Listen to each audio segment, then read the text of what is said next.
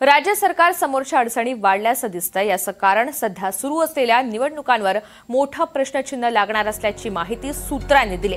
स्थानिक 50% आरक्षणाची मर्यादा ओलांडण्यात आलेली आहे।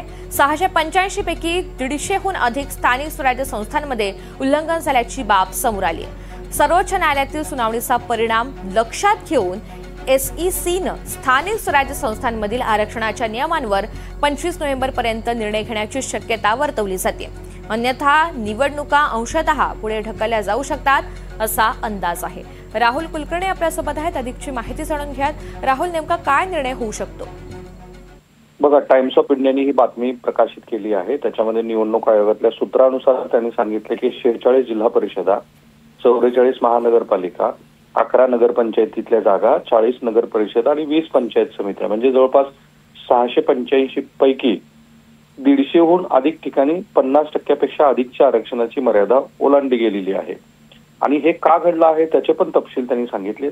अनुसूचित क्षेत्रात कायद्यानुसार अनुसूचित जमातीसाठी जे जागांचं आरक्षण अनिवार्य 50% आहे, त्या व्यतिरिक्त इतर आरक्षित जागा जोडल्यामुळे ही मर्यादा ओलांडली गेलेली आहे।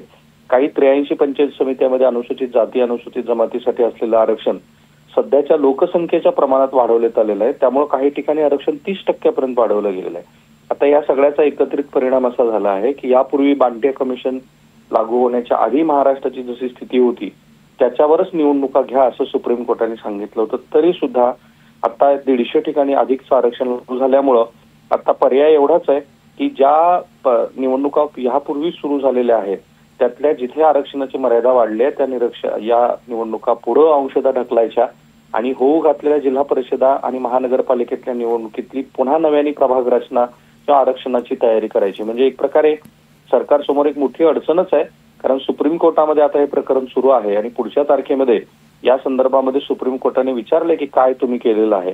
असं जर झालं तर मग निवडणुकात काही प्रमाणामध्ये अडथळे येऊ शकतात। कदाचित 31 जानेवारीची जी मर्यादा आहे ती तरी पाळली जाते का हेच आता पाहावं लागणार आहे। ऋतुजा, निश्चित। धन्यवाद सविस्तर माहितीसाठी राहुल।